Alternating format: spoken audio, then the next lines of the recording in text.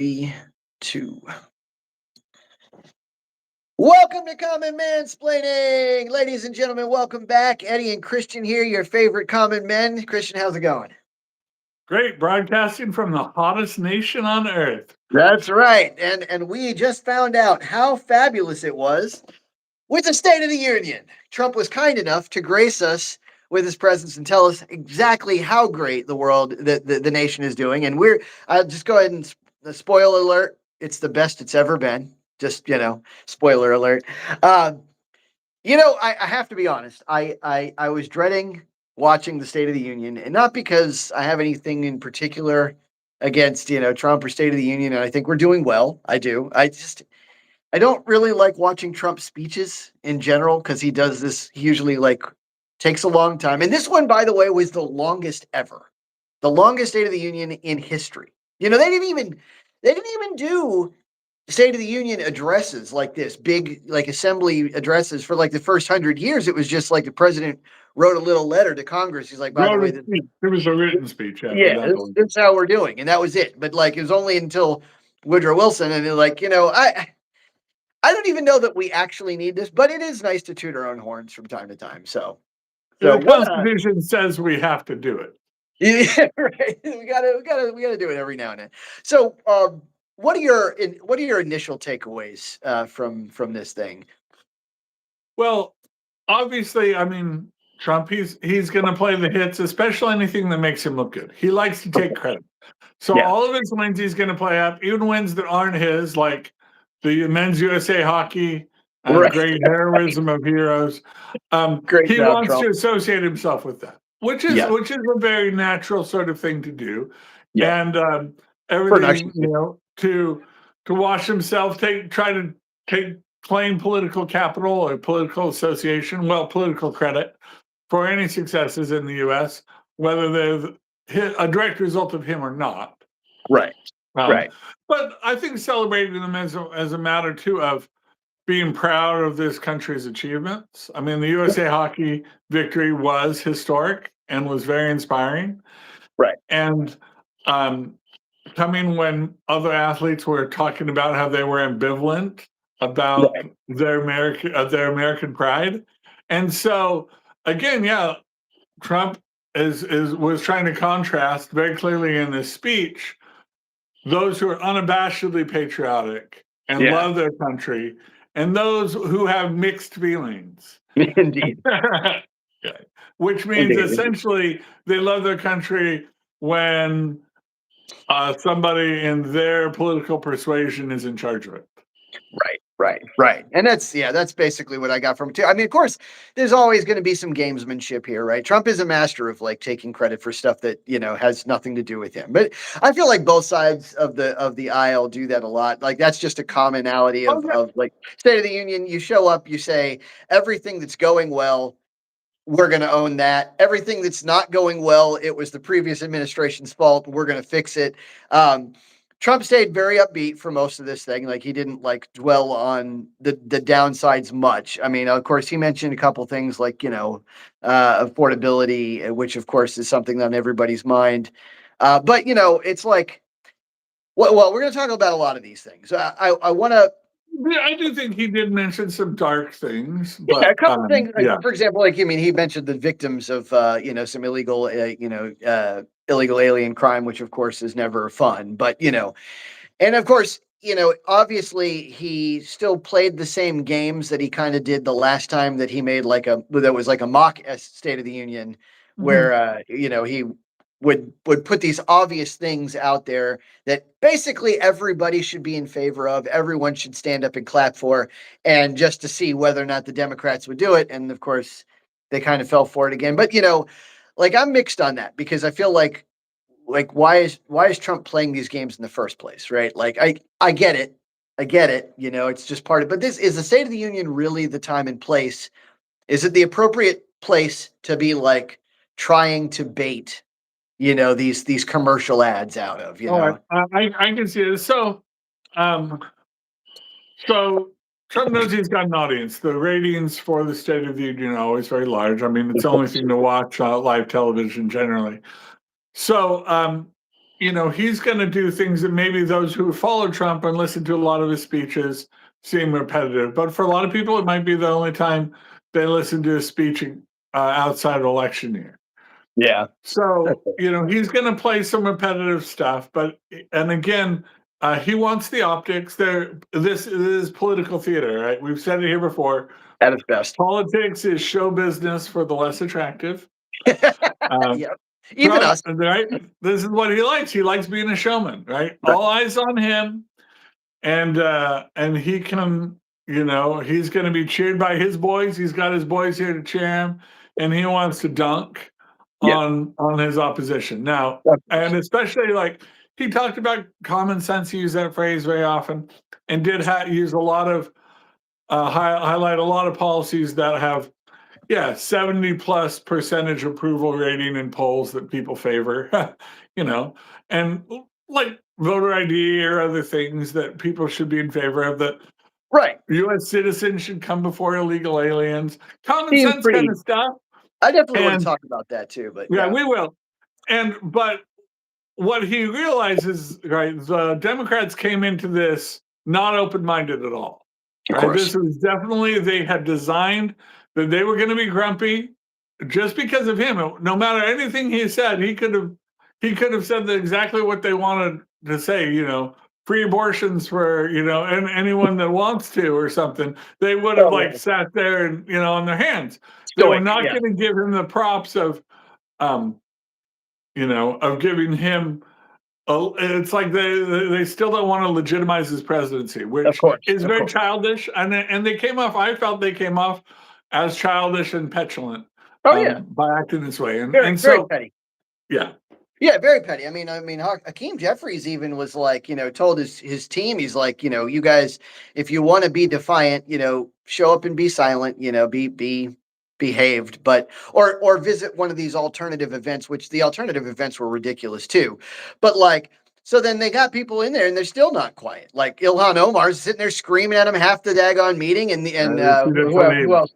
Rashida, I don't know how to pronounce her last. Tlaib, like, yeah, whatever. Anyway, point is, they're like, Al Green has to be escorted out because he's got a protest sign in the daggone thing, and here we are, and people are whining about like, anyway. So let's get to some of the meat of the discussion. So, in good news, from the viewers, the polls that they took, they went from basically when they started, obviously more people that watch this thing are in favor of Trump than are against him in the first place because it's Trump's speech. They started with 54% of the people thinking that the country's headed in the right direction. By the end of the speech, it had jumped to 64%. So obviously the speech had an effect, right? It had a unitive effect. Obviously, at least at some point, people learned that we're doing at least a little bit better than they thought we were to begin with. And that's one of the big takeaways that I had from this, is that when you talk about like how the nation is doing, it has a lot less to do with how the nation is actually doing and a lot more to do with how people perceive it's doing, right? Just like with Biden, right? Like everybody, felt the sting of the economy. And no, even though things had started to get better by the end of his term, they still felt like it was just a terrible situation. And they were right, right? And they're right to say that now too, because we're still treading on those works, Biden left us with these prices that are like way up here. And so it's not like we're going to walk into the store one day and find out that those prices have dropped back to where they should be, right? They're always going to be there and we're stuck with it. But the way that Trump has grown the economy is by growing the wages, by growing everything else to catch up to those prices. But people don't feel that. That's not what they feel. What they feel is they will feel it, but it's too soon. He talked about how he's secured $18 trillion in investment. Obviously, that's not all going to come at once. It's going to come maybe over a 20-year period. And that's going to take another couple of years before that is really felt. And that will be felt more regionally anyway. Some regions better than others. But in general, like, if people feel him talking about the Dow being at 50,000 and things like that, and again, that's more for elites. Though a lot of people have 401ks or have some interest in that. It does help sort of feel this confidence that, hey, the country is not facing an economic crisis. Right. He did not talk about the debt, right, which is a looming crisis. Of course, definitely. He said we could have a balanced budget with tariffs or with wiping out Yeah, fraud or wow. whatever. Right. That was pretty optimistic, to say the least, right? What did he say? No, he said we could wipe out income tax with it. We could just use the tariff system. What do you say? The tariff system will replace the income tax system, which that could mean a lot of different I things. think he said we could have a balanced budget. Well, he also said that. He also said that at a different point in the thing. But basically, he's saying that the tariffs were generating so much money that eventually we wouldn't need income tax anymore. And I'm like, well, great, right? Like I would love it if that were the case, but I doubt.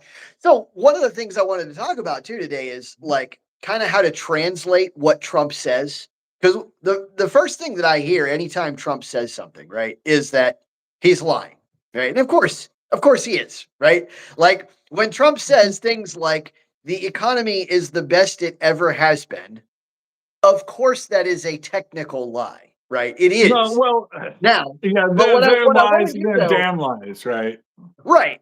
So there's a difference between, and I'm not excusing what he does, right? I'm not excusing his style, but there's a difference between lying and BSing, right? And I think that the common man knows the difference, right? Like the normal person, everyday person understands that there's a difference between like talking yourself up. Like it's like imagine you're going to an interview. Imagine you're going to talk to somebody on a first date. You're going to present yourself in the best possible light. You're going to leave off some of the more negative things in your past until you've really gotten to know that person and really really have that trust.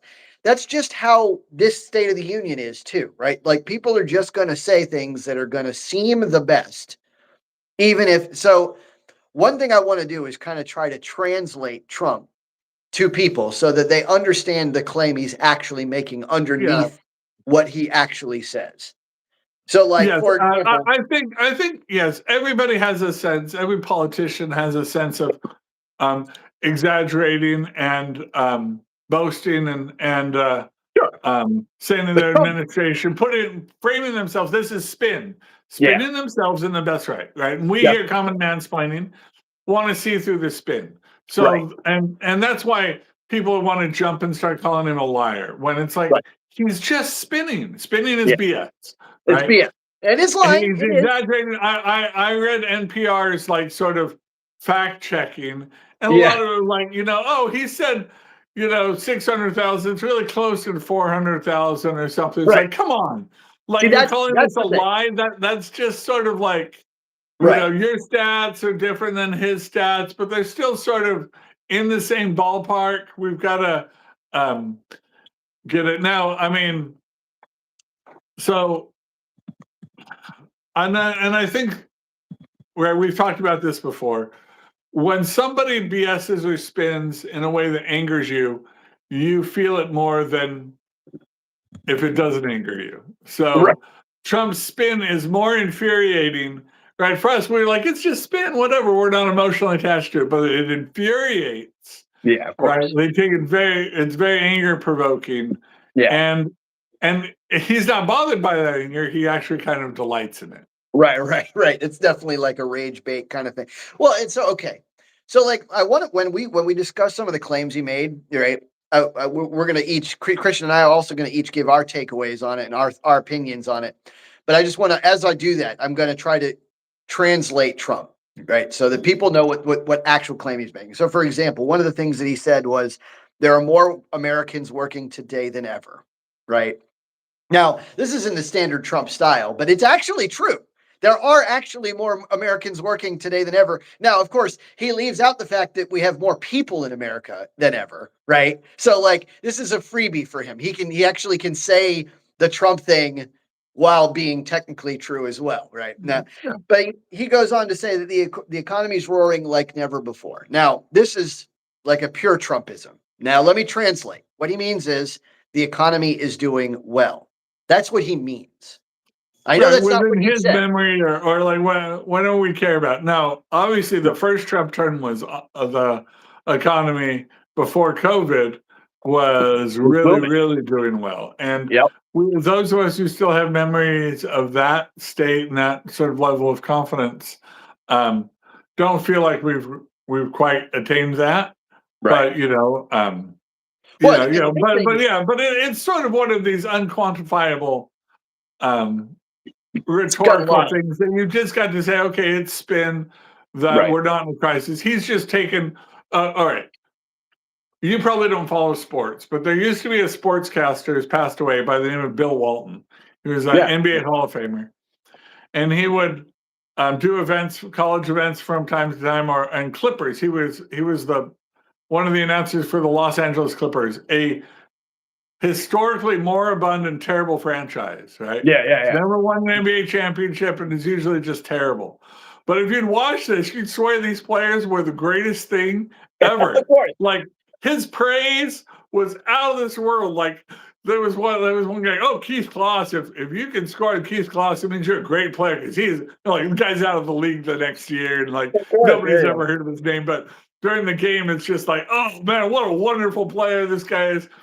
So, there's a sense of sort of, especially when it's positive, that we can take a little bit of fudging in the positive era a little bit. When things are fairly well, we can take you some exaggeration. Yeah. Absolutely. If we were at Well, so, war and things were hard, tell us the truth like a friend, but when things right. are good or whatever, if you want to be a little over enthusiastic in your praise, I don't think we should be upset by that, really. Well, I mean, this is what the State of the Union is for, right? Is to spin how good we're doing, right? That's the whole point of this thing, is to bring everybody together and say we're doing great.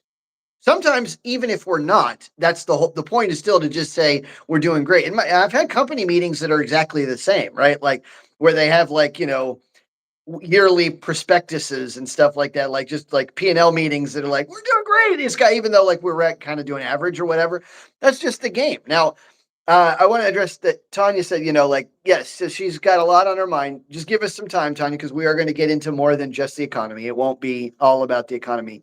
But I do want to address some things about the economy, right? Just so that everybody knows what the economy is actually doing. The GDP is on target. Inflation it's like almost exactly on target, right? So like people think of inflation being terrible because the prices are high, but inflation is actually a metric of how the prices are rising over time, not Have like where changed they between are. last year. Yeah. Right.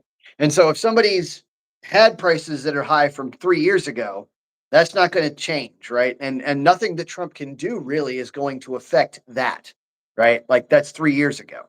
So the CPI is great. That means like the consumer price index. That's what like we're inflation versus how fast our wages are growing, right? Uh, job growth is good. Like I could go down the list and give you a bunch of numbers and tell you how good the economy is doing, but it's actually true that the economy is just objectively doing well. Now, that doesn't Housing mean is that, bad. He talked about housing getting better, but yeah. yeah, housing. I mean, there's always going to be no economy is going to be perfect. No economy is Yeah. going to have zero things that are wrong Mhm. with it or Yeah. zero problems or like. We're too But now, complex. Yeah. when I say this though, I want people to understand that doesn't mean that your personal finances are going to be good, right? And just because your personal finances aren't doing well, or even the people around you in your local community, that doesn't mean that the economy at large for America isn't doing well, right? And so these are sometimes disconnected, sometimes they're connected, and you just haven't felt the push yet that it's coming, right? Things are coming down the line. And so I don't want people to think that Trump is lying when he says the economy is roaring. He's telling the truth. It's a technical truth. Now, the way he says it is a lie, right? Because he says it's the best it's ever been. It's not the best it's ever been. It's hyperbole. Yeah. It's not even the best it's ever been in the last decade. But he's done better with the. But anyway, I just want people to understand what Trump is saying. That's what I wanted to understand. So same thing when he says inflation is plummeting and prices are coming down. The prices are not actually coming down. The prices are gasoline staying still. prices are coming down, but Right. So the gas prices came down. Eggs are down at the moment, which is great, and a couple other things, and some things are up a little bit. For the most part, the prices are actually staying still, which is good. That's a good thing, right? Like when we think about the economy doing well, if prices are stagnant while wages go up, that's great. That's what we want. That's going to make it feel like pound for pound as we go on, everything starts to feel more affordable. Now, it's not going to happen right away. And again, your personal finances may not reflect this because I've I've let my personal finances go in the past year, right? So like people can make mistakes, they can make errors, but I just don't want people to think that just because he says one thing and you don't feel it, that's not actually true. They're not always connected. Um, Another thing he said, yeah, like the 18 trillion in foreign investments, you mentioned that's we're not going to feel that for a long time. Like we don't even actually have any of that money, right? We don't have nobody's actually. I think one person has started building one business in America, that was already in America before and moved and is coming back and stuff like. But like we're not going to see all that for a while. That's just so, but it's true. It is true that we have that kind of money coming in. We just don't have it yet. What did he say? He said drug prices are slashed by 300 and oh yeah, 600%. so we're gonna have the lowest prices everywhere. That's not true yet. I mean, but I'm just going to let you guys know when he says that prices will be slashed by 300 to 600%, that's not mathematically possible. Right? That means that the prices would actually be negative. You'd actually get paid to get drugs. I would love it if that were the case. Now, of course, people are like, oh, this is Trump telling another lie. I'm like, no, he's not lying. He's just saying things in an exaggerative way. He does not actually mean that you will start to get paid to buy drugs.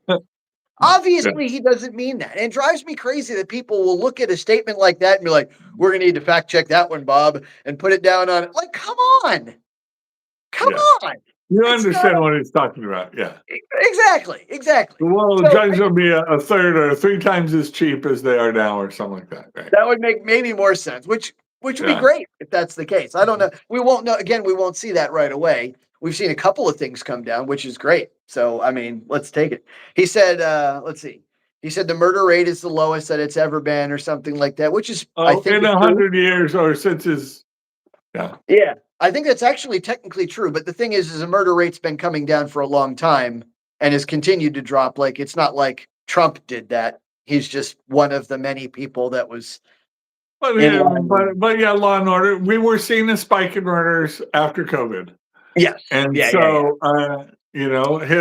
I've seen things of neighborhoods that had violent crime, and after ICE came through and swept out all the, MS-13 gang members, like they've had no violent crime there, violent calls there, right. in a long time since the ICE sweep. So I think he deserves some credit for law and order, right? He mentioned DC, he mentioned Memphis. He hasn't been able to do that for every city, right? So I mean, still, if you're in Baltimore, you're not walking alone on the streets at night and feeling safe. But where he's gone, he feels like he's made an impact, and he wants credit for that. Of course, yeah. Immigration. I think honestly, immigration is probably his biggest I think if there's anything that you would put firmly in his corner, like he did this, right? Immigration, he definitely closed the border. He definitely created a situation where there are not many. Now, of course, he said zero illegal aliens coming in. Again, not possible.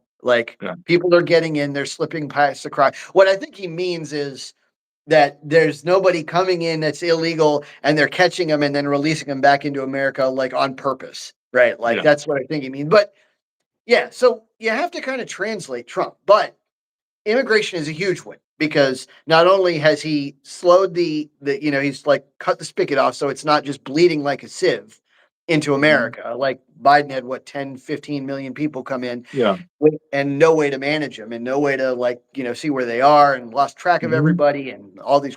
So Trump has stopped that and he's rounded up 800,000 or 600,000 people and, sent them back. Many of them criminals, Many of them people with criminal records both before and after they got to America. So I think those are only good things. Only And good things. the self deportation, and he's removed the incentives. You're not seeing the big trains, right? People are like, all right, we're going to have to solve our problems here. And I think Marco Rubio, right, laid out the infuriating thing of people calling themselves refugees. He said, we see in Cuba, right, that a refugee comes, starts getting what refugee benefits, and then takes 15 trips back to the country they're refugees from in a year. Is constantly like going back to Cuba or Haiti or wherever they're a refugee from. Look, if you can't live in your other country, why are you taking trips back there so many times? It's like really refugee status is I can never go back, right? It's tough. Yeah, tough when your uncle's a drug lord and you have to visit him for Christmas and stuff. It's like there's some common sense stuff that are rubbing people the wrong way, and this was the whole thing. We welcome refugees in this country. We still do legitimate ones, but people were gaming the system, right, and exploiting it. And once you start exploiting it, everybody starts resenting, even people that are trying to do it the right way, right? So having to respect, he said that we love immigrants that come here legally, right, and that love this country and want to live here and work and not commit crimes, right? He said that none of the Dems stood up for that. All the Republicans didn't clap for that. Of course. So having a few years of no illegal immigration, we can get back to where we can have a positive opinion of immigrants, right? Because they're doing it the right way. They're not exploiting the system and gaming the system. And I think it'll change, and then at that point, maybe we'll be ready for more legal immigrants. Yeah, definitely. So, Tanya, who are you? I want to get some clarification. When you say how many have died, I mean, of what group of people are you referring? Are you talking about illegal immigrants, or are you talking about people after they've been deported back to their respective countries of origin, or are you talking about people in Salvadorian prison, or are you talking about? I mean, let me know. Like what? Yeah. I mean, I know that Obama had a lot of people die on his watch while he was deported. Obama had 54 die in ICE custody. Yeah, while in custody, and that's not even counting the people that died during transactions, during police citizen contacts. They actually successfully kept that quiet, believe it or not. Although a couple of them got out anyway, but yeah, they didn't report on that kind of thing. For Obama, of course, they don't report when something goes wrong. They just sweep it under the rug. But now, I mean, obviously, there's going to be anytime you have huge swaths of people moved like that, there are going to be unfortunate circumstances. That's just part of the game. Now, you're talking about people that are in prison. Yeah. Okay. So yeah, I don't believe that I didn't get that number. Let me see. I got 32 or something like that when I was doing my research. That are in ICE detention awaiting a hearing on their refugee status, things like that. I hadn't heard about. She's saying 64 people have died. Yeah, no, I got 32 on my count. The research that I did during 2025, 32 people. So much less than Obama. But I mean, it's one of those things where that's just going to happen. You get in prison. That's just, if you were to look at our prison totals, you're going to see something similar, right? Like people die in prison. I hate it. I wish there was a better way to do things. Open to suggestions. So, well, yeah, if you're a refugee and before under Biden, they'd say, all right, you're claiming to be a refugee. Here's a court date in 9 years, and then you're free to wander around the country. What happens is if you go to an ICE facility, you get a court date in 3 weeks. And so that's the thing is they have been rounding up people who've been claiming refugee status and saying, well, let's see if you're legit. If a judge says you're legit, but let's have that matter sorted out now and not wait 9 years. So the backlog, right, is what they've been dealing with. Yeah, absolutely. It's huge, right? There's millions. Yeah, I mean, and like I said, I mean, it's one of those things where, of course, it's again, while Trump can't take credit for everything, he also can't take the blame for everything, right? It's not like if you're in a deportation cell with 50 other guys who, 13 of whom are like previous murderers. and then someone gets killed in that cell, that's not Trump's fault, right? That's the murderer who did it. Not that not that we wouldn't love to find a better way to do things, right? Like I think we need an Ellis Island type place for the southern border, some kind of counterpart. I don't know if we have the space for that, but like maybe take over Baja Cuba. California. Let's just take over the Baja Peninsula, and it'll There you be a go. place that immigrants come to get vetted. I mean, but like if you have a designated place like that, I mean, I know it sounds bad, but like if you have a designated place like that with a lot of space and you can organize, then yeah, they tried to do it in Florida a little bit and everybody flipped out, even though the detention centers were like far better than what we've had in the past. But I mean, yeah, it would be nice if we treated them better than that. Like, I mean, I didn't like the conditions in Florida either. I think we should have reasonable accommodations for every person. It doesn't cost that much more to treat to treat them like a normal American prisoner. I don't understand why we wouldn't just I don't know. I don't know why we wouldn't spring for that. But I think he played up the alligator Alcatraz thing for the media, right? Showing, but again, to stop the incentives, right? That when these stories are playing in other countries, they're like, I'm not going to America. I might end up in alligator Alcatraz. Even if all the other detention centers aren't that bad, he wants to highlight, hey, we're setting this up. This is probably where you're going to end up if you're foolish enough to come here. And I think that's a big part of why people aren't trying to cross the border in large numbers. So alligator Alcatraz, even if nobody's there, it served its purpose. Yeah, Tanya, of course they're human beings. Yeah, no one's indicating that they aren't. No one's indicating that all illegal immigrants are murderers. Nobody's saying that. I don't know I don't know. I hope you didn't But get that. the priority for them too, the priority captures for ICE in 2025 were violent criminals.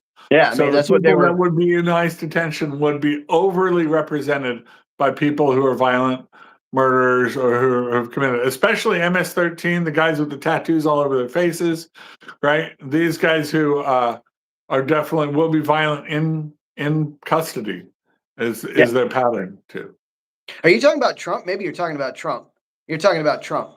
Yeah, no. So yeah, Tanya, you're not. Yeah, I want to be clear about this because this is very important. This is where people get taken out of context. To say that there are murderers in the group of illegal immigrants is not the same thing as saying that illegal immigrants are all murderers. Those are two different statements, very different statements, right? So you need to make sure that you hear the truth when people speak it, right? So like I'm going to say that there are people in the group of illegal aliens who commit violent crimes. That doesn't mean that all of them do it. That means that if you have a group of people, in that group, there are groups of people, subgroups of people that commit violent crimes. That's just how it is. Yeah, There's people in the subgroups of Americans that commit violent crimes. The difference is they're citizens. We have to deal with them. We don't have to deal with illegal immigrants. We can send them back, right? Like, and I'm not. They're human beings just like everybody else. But and this is something I want to talk to. We might as well skip to that now, right? The first duty of the governed, right? The first duty of the people who govern the governed is to take care of the governed, right? If you've got a group of citizens, the most fundamental right of a body politic is to decide who's part of that body politic.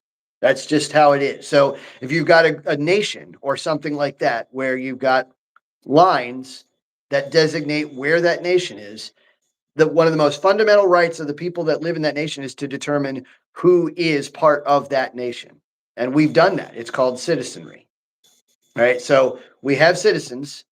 That's to whom the government. That's not unique to America either. It's not unique. Right. It's not like America is the only group that's done this. Now, Trump said, I'll be the first to tell you that Trump's rhetoric is terrible. But even if you listen closely, even Trump doesn't say things like all illegal immigrants are murderers. He never makes that kind of bad lie. Even though he says terrible stuff that could easily be confused, even Trump doesn't say it like that. Trump says things like, we got to get rid of these illegal immigrants because many of them are murderers, many of them are rapists, many of them, which gives the impression that it's a much larger percentage than it is. But even that is not him saying all of them are this. No one Well, says that. even his infamous first talk when he declared his presidency, he came down the escalators in Trump, right, and got everyone's attention by saying that there were a lot of violent rapists and murderers who were Right. illegals. But he's like, but the others, I guess, are fine people or whatever, right? So he did acknowledge that there are good people who are here illegally, but that there is a problem, especially those crossing the border. It's very controlled by violent cartels. Our last show was about cartels, right? These people are very scary people that the past administration wasn't taking seriously. And Trump wants, so the first sweep was obviously to target these people. So the people that are in detention, waiting for deportation, waiting for a habeas hearing, you're going to get the worst of the worst because that's who ICE was going after first, right? Right. Yeah. That's the whole point. Right. Like you can. There's been a lot of polls that show different stats. So I don't feel comfortable quoting a stat. Right. But there are definitely like even the worst polls, like even the polls that like are least favorable to ICE, show that they have an outsized group of people who have committed violent crimes in America after in addition to crossing the border illegally, staying here illegally, evading. They've also committed crimes in America. And it's still like even the worst polls show a large percentage. Now, it's because that's who they're targeting. That's who they're going after, right? And they're going to sweep up other people too. That's just by like part of the course, right? Well, That's yeah, just part of the thing, if they come across somebody who is here legally, they should be skeptical of why they're here, right? Right. Why are you here? Why are you here undocumented? Why, especially if you came over and it didn't overstay a visa, you came here and didn't tell anyone, right? Are you associated with some criminal activity, right? Were you trafficked here, right? There are things that we would be very skeptical of why Yeah. somebody is here, Especially and they couldn't check in. Especially if they're picking you up with three other guys who they went in to go get, right? Like if they're raiding an apartment or something and like to get this one guy who's guilty of murder or something, and you're that guy's roommate and you're also an illegal immigrant, it's reasonable for them to be like, all right, so you're his friend, I'm a little right? Like, skeptical, yes. Yeah. just like just a little bit. Not saying that anyway, point is they are still human beings, right? And they still deserve reasonable treatment, right? Even prisoners, even criminals deserve a reasonable accommodation, and we need to treat them with the same human dignity and respect that we treat all human beings. That being said, they are still criminals, right? Like we do have to do something with criminals.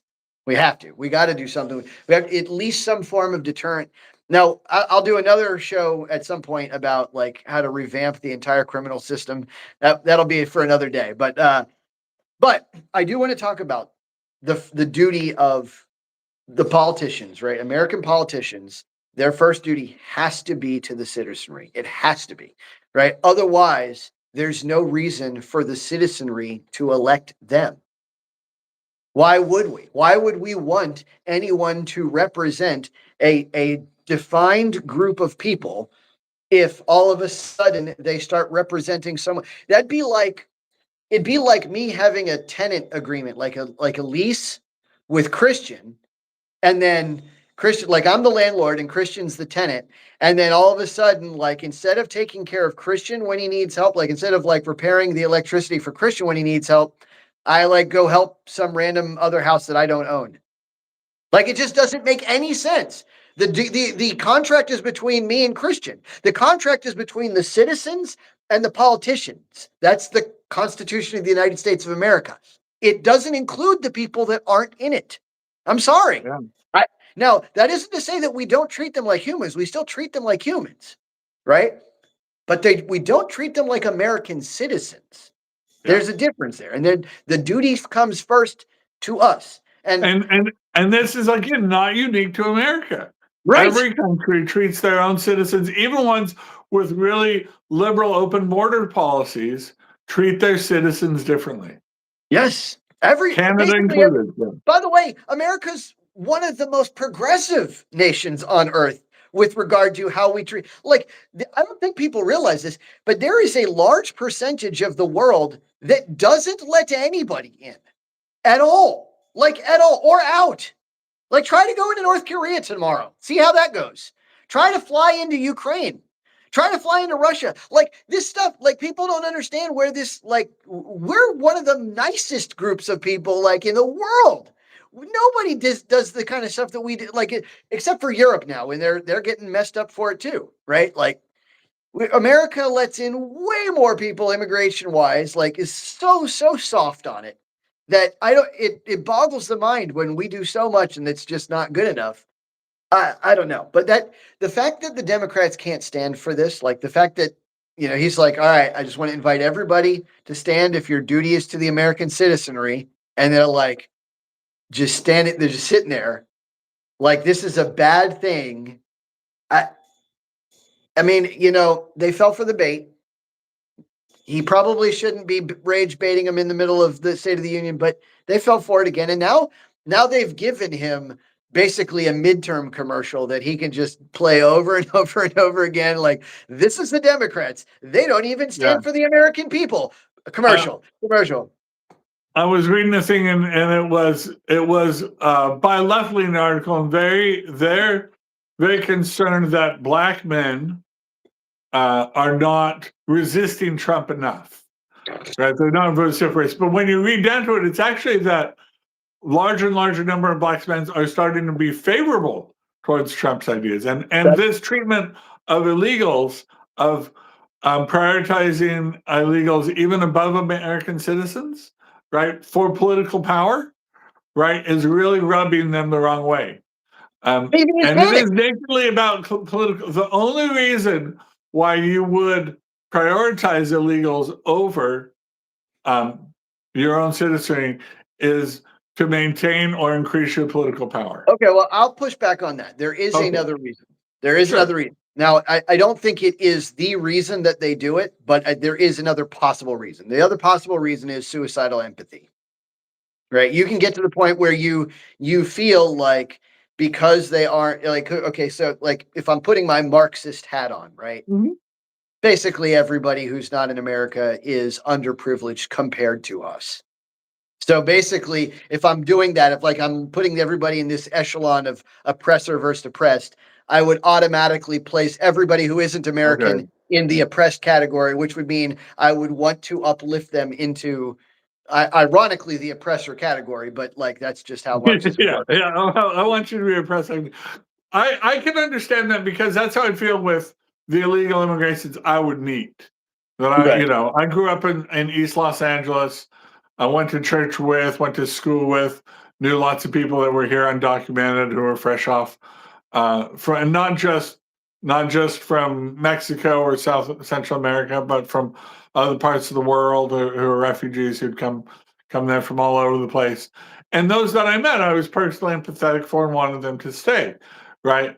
But we didn't talk, and so having that empathy is not a bad thing. These are humans, you know them. But when you talk about the role of the government to enforce the law on a macro level, for people you don't know, this is sort of the principle.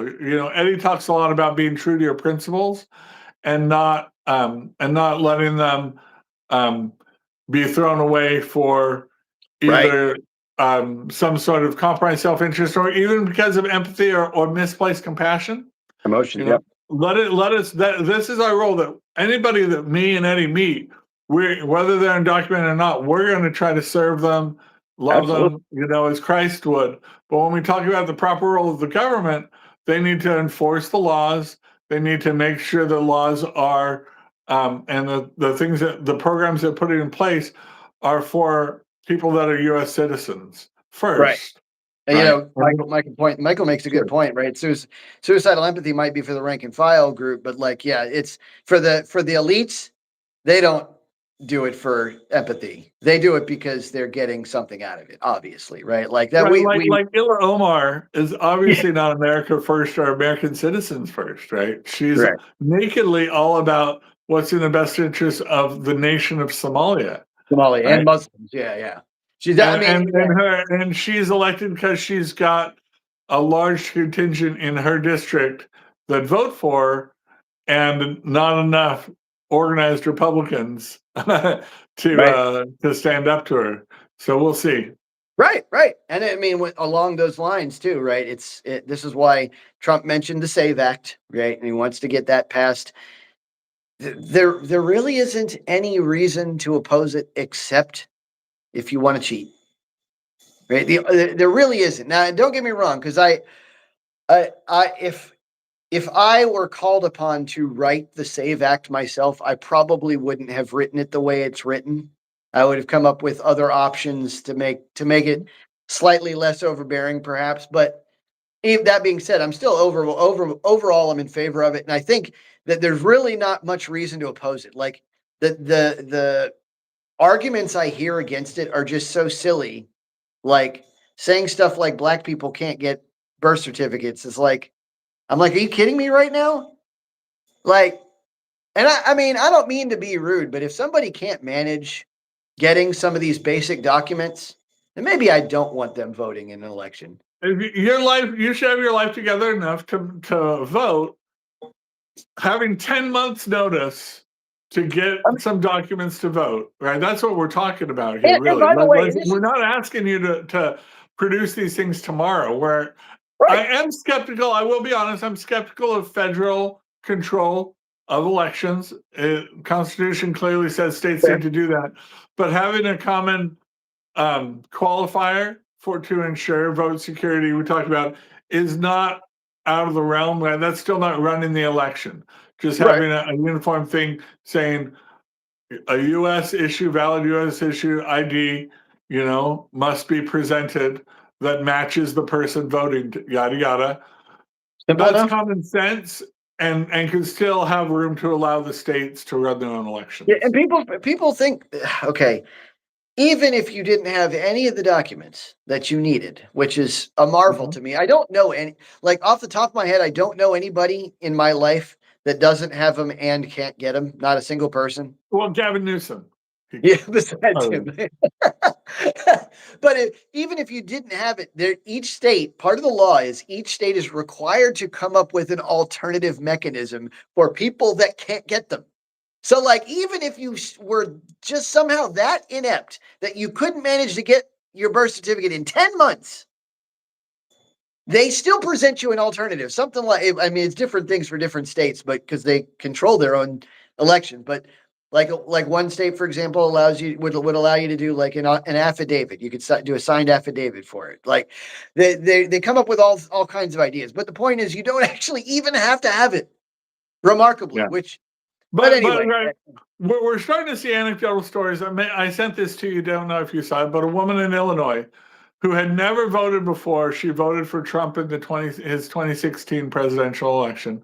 Okay. She voted in 2020, and then she voted in 2024. Right.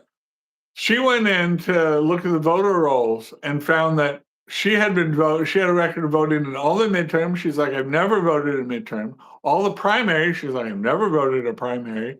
And presidential elections back to George W. Bush, or to the 2000 Al Gore thing in Illinois. And she's like, I've never voted until Trump, and I've never voted in a midterm. She's like, what the heck is this going on, right?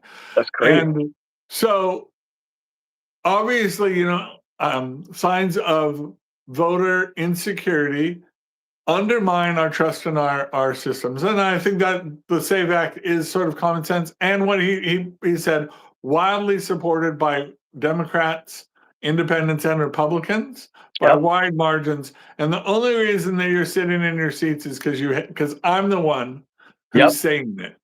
Or because they want it. So, and this is like a giveaway, right? A dead giveaway. When you have a poll that shows that largely Democrats are in favor of this thing, and yet the powerful Democrats aren't, that should be like clear as day that they obviously have a different agenda than your rank and file person, like your average everyday common American.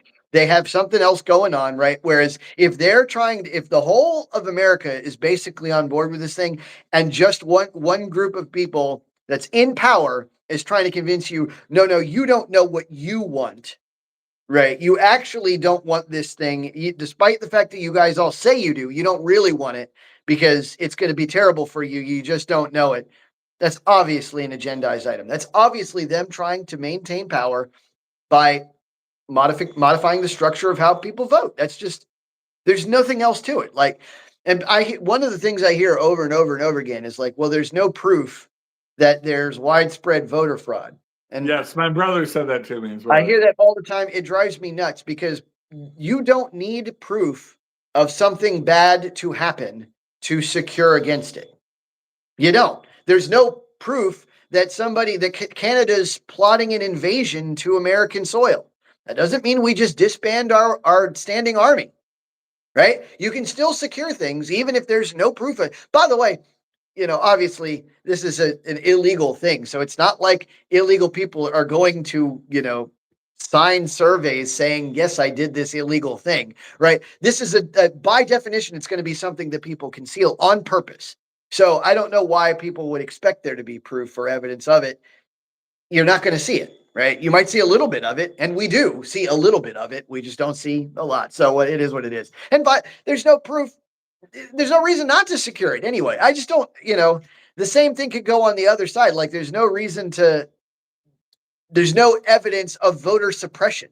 Like I could just say it in the other direction. Yeah, it's creating. I turned that on my brother. He said creating IDs is a solution for a problem that doesn't exist. And I say, but people can get IDs. I'm like, people can get IDs. If you're denying IDs, you're creating a solution for a problem that doesn't exist. Yeah, like, well, right? okay. So what about driving? Right? Like, why do we have IDs for that? That's creating a problem for us. What if we do. We let Trump one of the things about that Trump mentioned was the fact that people can get commercial driver's licenses in for California. people who don't even know how to speak English, can't read road signs, and I'm like, well, I mean, anyway, the point is that these things are pretty common sense. And anytime this is a dead giveaway, anytime you see the elite group, the power structure saying something different than basically the entire nation, that's a dead giveaway that they're getting something different out of it. One thing that really surprised me was that the Democrats actually stood up and clapped when Donald Trump mentioned the what was it, to keep Congress from insider trading. Insider trading. Yeah, I was like, wow. Yeah. Good for them, though. Good for them. That seems like a common sense thing. And I don't know why we wouldn't all just stand up and clap for all of the basic common sense things that basically everyone is on board with, right? Like, well, yeah, they don't want to legitimize Trump. And at this point, I guess we should talk about what things you didn't like about his speech and what things you think he left out that you wish he would have talked about. Sure. Well, I think he should have left out a lot of the award ceremony nonsense. I think that no. What did he leave out that you wish he would have talked about? Yeah. Right. Well, right. Oh, you said stuff I didn't like about his speech. I just thought it was too long. Yeah. I thought he was turning it into it started to drone on. It started to be like the maitre d' at a restaurant that's going to tell you about all the specials, even though you're not interested in any of the specials. And yeah, I got this, and we got the lobster and the quail. A Boy Scout Court of Honor. And for you, Ilhan Omar, we've got goat, and no, I'm just kidding. That was a little low blow. But what? My point is, he just was droning on and on. But all right, so the stuff that I wish he did talk about, that's a good question, because he talked about a lot. He talked about a lot. He talked about so much that he almost didn't really miss anything. What would you want him to have included? So, I guess I would have liked him to talk about education. Oh, right? Yeah, about the new generation. His Department of Education, his sort of battle with universities. I know part of dismantling DEI. I mean, he just said DEI is whatever. But I would have liked him to talk a little bit more about how the benefits of not his reforms to education, i.e., the end of the Department of Education, things like that. Yeah, I like that. I would like him to and I think technology right now, a lot of the drive in the stock market, the 50,000, and a lot of the drive in the economy, the percentage growth is driven by the AI data centers, AI chips, things like that. Like the top 8. So a lot of and that's good. I mean, that's real money. Those are real jobs coming into it. but it might not be as broadly felt. This is why people are still maybe slow to gain confidence. No, It is yeah, I like still that. something that elites or people that are tapped into that. And so, speaking to, I know AI is something we're worried about, and he didn't actually even call Congress very much. I think he said once he wanted them to codify something. Yeah, But a couple times. Yeah. I didn't want him. He should ask them to codify his tariffs, or Yeah. not necessarily the tariffs, the individual agreements he makes with countries. Yeah. Right? Yeah, I agree there. And I a lot believe of the those other, should be codified. Right? all of his other like executive orders, which are already still just on the books and haven't really been caught. I hope they codify a lot Yeah. of them. Yeah. I I thought he should have, asked Congress to do more.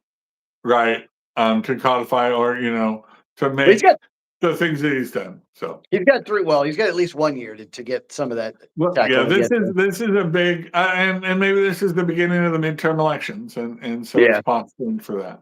I wish he would have. One thing I wish Trump would do is to acknowledge that people, like we talked about, the perception of the economy is often more keenly felt than the actual economy, right? Like the way people feel about it. I wish he would address that a little bit more, right? Like I don't know if it's in his style, but I wish he would say, "Look, I know you guys are feeling the pinch of affordability from the Biden era, right? Like you still have the pricing from that." And that's what you feel at the household level. I wish he would say those words more often because I really do feel like that message has gotten lost, right? And Democrats have done a good job of capitalizing on, saying that word a million times, like affordability, affordability, affordability, after they created the issue, right? So it's ironic that they've turned their failure into a campaign slogan. But I wish he would just kind of address it. That way people know that he understands that's the issue and that's moving in the right direction. You big on AI. I wish he would just Yeah, say, we've got a plan. I wish he did have a plan. I don't know that he yeah, does for when AI starts. We're yeah. only See the plan, remodeling the economy in a way that he won't have control over. Now, the other thing, maybe State of the Union is not place for it, but he could have addressed Epstein. Could have said, I embarrassed that I was ever close to this guy. As soon as I knew he was a creep, I turned from him. yeah. Made some statement. Maybe the State of the Union is not that. Maybe that. But it's definitely, people were Democrats were wearing release the files and things like this, and he could have laid them out. Hey, Right. here's all the money that Epstein donated to Democrats, and here's all the money he donated to Republicans, and you're trying to blame us you're trying to lay Epstein on us when this is clearly a Democrat problem. He could have done that, I guess, and maybe he'll do that in the future. But Yeah. that I was mean, the sort of other elephant in the room that he never addressed. I like that he left that out. I mean, I guess Okay. the State of the Union is supposed to be about unity, right? It's supposed to be about the union, right? Yeah. The union, right? The everybody coming together, right? It's right there in the name. And I really wish the Democrats could play nicely with others. Like it's not that it's obvious that they're not adults, right? Like hosting counter events is just petty, Oh right? man, Like yeah. Let's talk about boycotts. that. Yeah, boycotts. Who does that? Who is this the first boycott of the State of the Union address ever? Well, individuals, would boycott, but to run that counter, did you watch that counter event? Some of it. I got The like people I in the watched them. or see the people in the frog costumes, the guy in the giraffe costume just wandering around yelling about stuff like they look so unserious. Look, we need a real opposition party that we feel like we can trust to govern.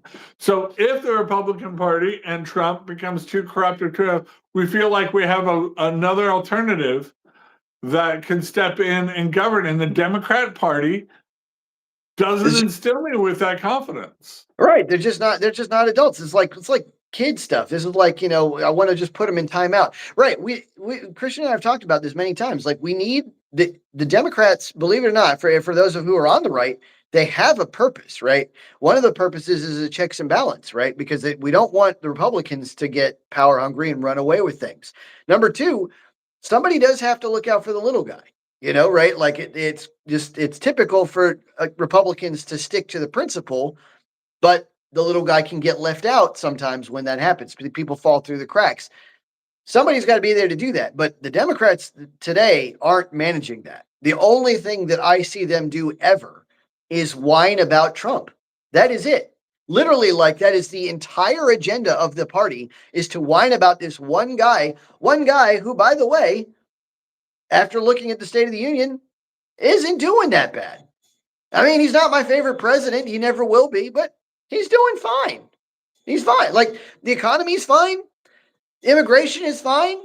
Our military's fine. Everything seems fine. Like, the country's running. I don't know what else exactly people want like, obviously there's always going to be stuff. We're never going to have a perfect union. Never. But and we're doing pretty good. We're just that's my ultimate takeaway from this. The union is doing well. Now, is it doing as great? Is it the best union ever? No, it's not the best union ever, right? Are we doing the best ever at anything? I mean, maybe the murder rates are probably the lowest that they've been in. We're still forever. very divided country. We're a very polarized country, yeah. And I wish that we could come together. I wish that we could. This is supposed to be the time when, I would hope this would be the time when the serious opposition party sets aside their nonsense for this one day, sits quietly, patiently. Like, how many times have I gone to company meetings and just sat like, listen, I don't really like this boss, but I'm here because it's a work function, and I'm going to sit quietly, and I'm going to, if I'm called to participate, I'll raise my hand. If he tells me that the company is doing well, I'm going to clap, regardless of whether or not I like him, because the company is doing well. If our nation is doing well, they should be clapping, regardless of whether or not they happen to like the guy who put us in that situation. I don't understand why that's that hard. I really don't. I really don't. So anyway, they don't want to normalize, or maybe they're worried about primaries. There are Democratic primaries, and they're worried about somebody using the optics of this guy clapped for Trump. Speaking of, did you see that? This is a kind of a tangent, but did you see that New York Times article chastising the U.S. hockey team for accepting that? Like, because they normalized Trump, because they won the gold and he invited him to this. Like, what on earth? How could you say, like, what are you telling them to do? Don't accept an invitation to the State of the Union address with the president? The women did not. Yeah. So, yeah. I mean, yeah. And then, right, he invited them to. And I mean, I guess they were whining about some joke that Trump said. And I didn't think it was that big of a deal, but what do I know? I mean, it's a joke and it's Trump. I'm sure it was inappropriate. I guess I also think about one other thing I would like him to say, people think back upon challenges like President Kennedy saying, we're going to go to the moon, not because it's easy, but because it's hard, or we've got some hard things to do. Trump should have asked, we have some hard challenges. We have some headwinds. We have a rising China. We have Europe that we now have to battle with. Europe and Canada are really come across as competing systems. Yeah. That we've got to fight for our independence. And there's going to be some rough waters. There's going to be some pain as we assert our independence. But we can do this as a country, kind of tell us that. And I think, rather than just saying everything's great, and I deserve all credit for being great, also be real about some of the challenges that are out there and ask for their support as we fight them, for American greatness, American independence. So that's one thing I'd love to try. Trump's never going to do it because this isn't Trump style. But one thing I'd love to see him do is to kind of admit when it's not him that did it, right? Like when it the USA team did a great job. That has nothing to do with me, right? Like they did a good job. I was not on the ice, we're finally coming up, in inflation's finally on point. I didn't really do anything for or against that. It's just, I didn't mess it up. Well, like Biden did. Yeah. Kamala Harris would have made it worse. So right, yeah, right. But anyway, that's all we had for you guys tonight. Thank you so much for watching. Please like, share, and subscribe. Don't be shy with that super chat button. You're always welcome to send us a little super chat. We will drop everything we're talking about and address your comments. But thank you guys so much for watching. Please tell your family and friends about us. And I promise, I keep saying this, my health has been bad. I promise I'm going to dedicate more time to this over the course of the week and get you guys some more content. Thanks for sticking with me, guys. Catch you guys next time. Common Mansplaining. Keep it coming. Keep it coming.